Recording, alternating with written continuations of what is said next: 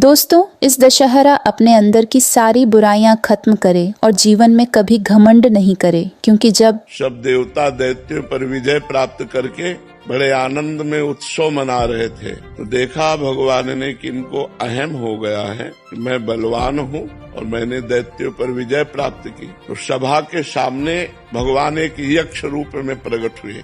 तो देवराज इंद्र ने देखा, बोले कोई भी देवता इनका परिचय लाकर हमें बताओ ये कौन प्रकट हुआ है। तो सबसे पहले वायुदेव प्रकट हुए। विश्व में वायुदेव से बढ़कर कोई बलवान नहीं। तो वायु देवता गए और कहा, यक्ष तुम कौन हो?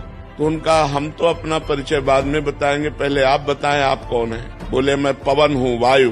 क्या है आप में क्षमता? तो उनका क्षमता ऐसी कि मैं पूरे त्रिभुवन को तिनके के समान उड़ा सकता हूँ। तो एक तिनका प्रकट किया और कहा उड़ा के दिखाओ। अब वायु देवता से तिनका उड़ाने की बात, वो तो ब्रह्मांड उड़ा दे, लेकिन तिनका नहीं उड़ा। कहा पूरी ताकत लगाओ। वायु देवता पूरी ताकत लगा के हार गए। तिनका ऐसे से ऐसे नहीं कर पाए। आए और बैठ गए। देवराज इंद्र ने कहा कौन है? बोले असमर्थ रहा उनका परिचय प्राप्त करने में। दूसरा देवता अग्निदेव प्रकट, उनके पास गए। उनका आप कौन है? अग्नि। बोले आपकी सामर्थ? बोले त्रिभुवन को उपले की तरह जलाकर भस्म कर सकता हूँ। तो उसी तिनके को कहा तुम भस्म करके दिखाओ। तिनके की तरफ देखा, कुछ नहीं हुआ। पूरा पावर लगा दिया, कुछ नहीं हुआ।